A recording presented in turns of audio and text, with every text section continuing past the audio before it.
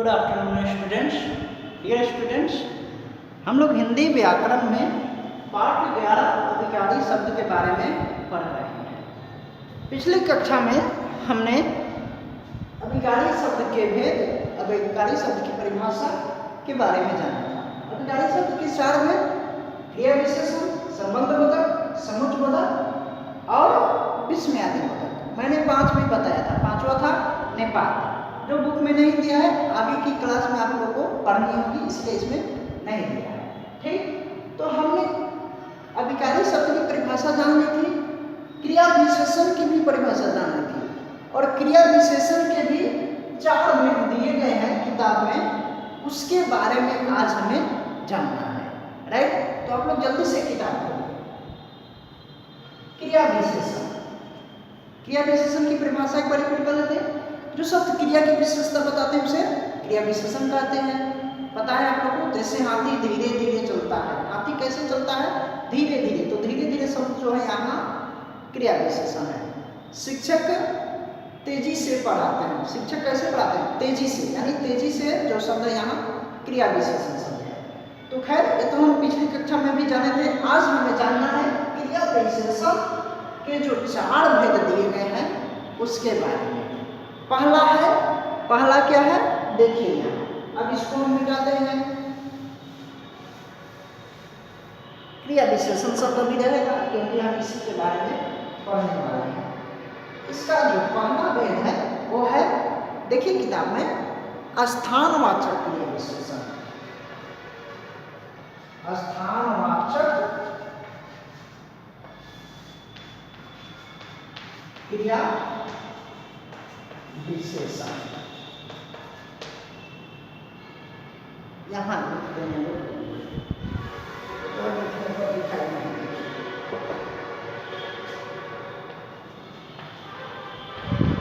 क्रिया विशेषण। इसके 4 भेद जो हैं उसको हम पढ़ रहे हैं। पहला, स्थान वाचक क्रिया विशेषण, इसको पहले हम जान लेते हैं, उसके बाद आगे जानेंगे। देखिए स्टूडेंट्स, स्थानवाचक क्रिया विशेषण क्या होता है इसके बारे में हम जानते हैं। पहले देखिए, स्थानवाचक क्रिया विशेषण को साइड कीजिए क्योंकि इसको हम जान चुके हैं, और इसी के अंतर्गत हम स्थानवाचक के बारे में पढ़ रहे हैं। राइट, स्थानवाचक, देखिए यहाँ इसमें क्या है? 2 शब्द है, पहला स्थान, दूसरा वाचक। स्थान का मतलब स्थान यानी कोई जगह, राइट, और वाचक का मतलब होता है बताने वाला या बोध कराने वाला। बात समझ में आ रही होगी, यानी जो शब्द स्थान का बोध कराए वह स्थानवाचक होगा। अब हम किताब देख लेते हैं, किताब में क्या परिभाषा दी गई है। देखिए किताब, जो शब्द क्रिया की स्थान, बात आ रही है, स्थान, क्रिया की स्थान या दिशा संबंधी विशेषता का बोध कराते हैं उन्हें स्थानवाचक क्रिया विशेषण कहते हैं। जैसे में दिया है, निकट, पास, भीतर, बाहर, यहाँ, वहाँ, बहुत सारे उदाहरण हैं। अब वाक्य के माध्यम से थोड़ा जानते हैं। किताब का ही वाक्य लेते हैं, जैसे पिताजी बाहर जा रहे हैं। राइट, यहाँ लिखते हैं और समझते हैं। पिताजी बाहर जा रहे हैं। ध्यान दीजिएगा वाक्य, पिताजी बाहर जा रहे हैं। पिताजी कहाँ जा रहे हैं? बाहर जा रहे हैं। बाहर जाने का मतलब किसी जगह पर ही न जाएंगे, किसी स्थान पर ही जाएंगे, तो आपका ये बाहर जो शब्द क्या हुआ? स्थानवाचक क्रिया विशेषण। राइट, दूसरा देखते हैं, दूसरा क्या है? पेज पलटिए आप लोग।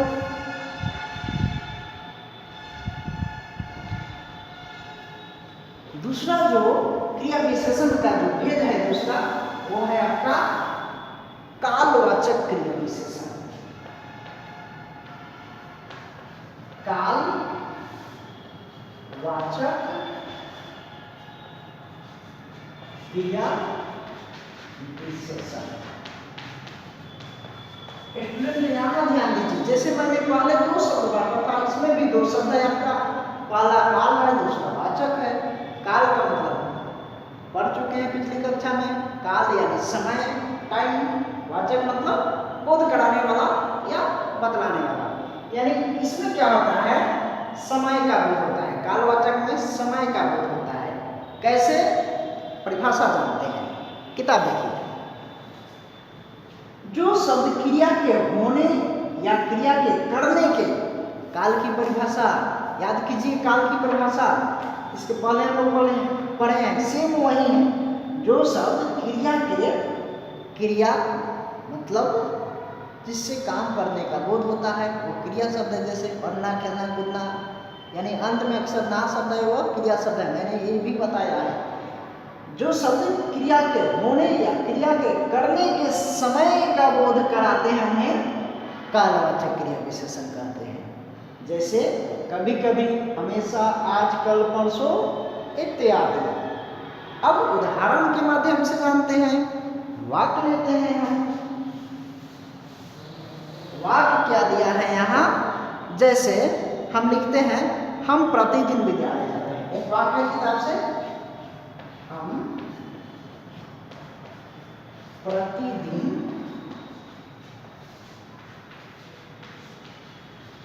विद्यालय जाते हैं। हम प्रतिदिन विद्यालय जाते हैं। लेकिन यहाँ हम प्रतिदिन विद्यालय जाते थे, राइट? क्योंकि अभी हम कहाँ विद्यालय जा रहे हैं, अभी तो विद्यालय बंद है कई महीनों से। एनीवेज, हमें समझना है, हम प्रतिदिन विद्यालय जाते हैं, राइट? देखिए यहाँ प्रतिदिन शब्द आ रहा है, जिससे काल का बोध हो रहा है कि प्रतिदिन यानी रोज, रोज हम विद्यालय जाते हैं, राइट? यहाँ आपका प्रतिदिन शब्द क्या है, कालवाचक क्रिया विशेषण है। ऐसे बहुत सारे उदाहरण दिए गए हैं, आप उसे देखेंगे। आगे हम जानते हैं रीतिवाचक क्रिया विशेषण के बारे में। यानी क्रिया विशेषण का जो तीसरा भेद है, तीसरा प्रकार है, वह है रीतिवाचक रीतिवाचक क्रिया विशेषण। स्टूडेंट्स, फिर हम इसको दो भाग में बांटेंगे। पहला शब्द रीति, दूसरा शब्द वाचक। रीति का मतलब होता है ढंग या तरीका, किसी के काम करने का ढंग या तरीका। और वाचक मतलब वही बोध कराने वाला। यानी इसमें क्या होगा, किसी के काम करने के ढंग के तरीके का बोध होगा, वो आपका रीतिवाचक क्रिया विशेषण होगा। किताब की परिभाषा हम देखते हैं।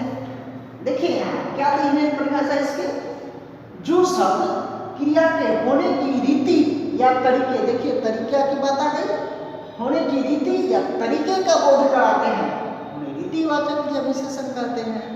जैसे में धीरे धीरे, तेज, अनायास इत्यादि, ऐसे बहुत सारे हैं। अब हम वाक्य के माध्यम से जानते हैं इसको। वाक्य लेते हैं, मधु ध्यान पूर्वक पढ़ रही है। मधु, आप लोग भी ध्यान पूर्वक पढ़िए, सिर्फ वीडियो देखने से नहीं होगा, समझना भी होगा उसको। मधु ध्यान पूर्वक पढ़ रही है, राइट? मधु ध्यान पूर्वक पढ़ रही है। मधु कैसे पढ़ रही है, तो ध्यान पूर्वक पढ़ रही है। यानी मधु के पढ़ने का जो ढंग है, तरीका है, वह ध्यान पूर्वक है। तो यहाँ ध्यान पूर्वक जो शब्द हुआ, रीतिवाचक क्रिया विशेषण हुआ। बात समझ में आ रही है? अब हम आगे जानते हैं, यानी क्रिया विशेषण का जो चौथा और अंतिम भेद है उसे देखते हैं।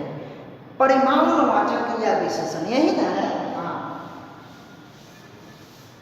परिमाण।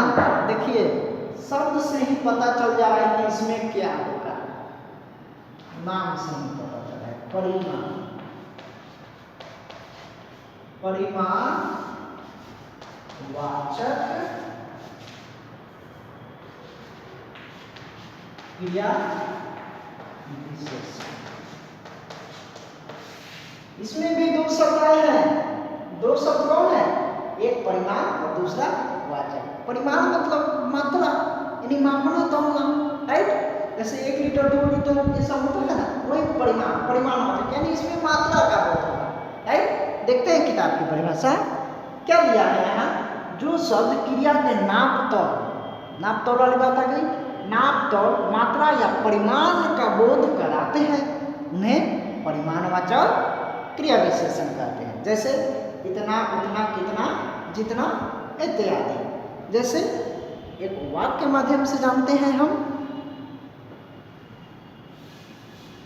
किताब से ही हम वाक्य लेते हैं। गिलास में दूध आधा भरा है।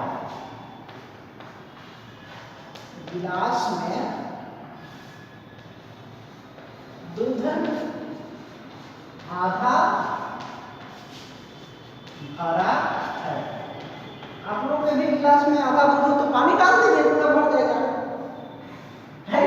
क्योंकि दूध में पानी मिलाने से पता नहीं चलता है कि पानी है।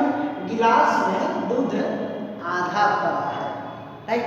देखिए यहाँ मात्रा वाली बात आ रही है कि नहीं, आधा, पूरा, क्या है, आधा भरा यानी दूध जो है पूरा नहीं है। यहाँ आपका आधा जो शब्द है परिमाणवाचक क्रिया विशेषण का उदाहरण है, राइट स्टूडेंट्स। बाकी जो अभिकारी शब्द के 3 जो भेद बच रहे हैं, कौन कौन 3, 4 भेद बताए हैं। पहला क्रिया विशेषण, जिसके बारे में अभी हम लोग जान रहे थे, क्रिया विशेषण के 4 भेद जान लिए। और 3 जो भेद बच गए अब, संबंधवाचक, समुच्चय बोधक और विस्मयादि बोधक। इसको हम अगली कक्षा में, अगले वीडियो में जानेंगे। तब तक आप इसी को अच्छी तरह से समझिए, जानिए। धन्यवाद।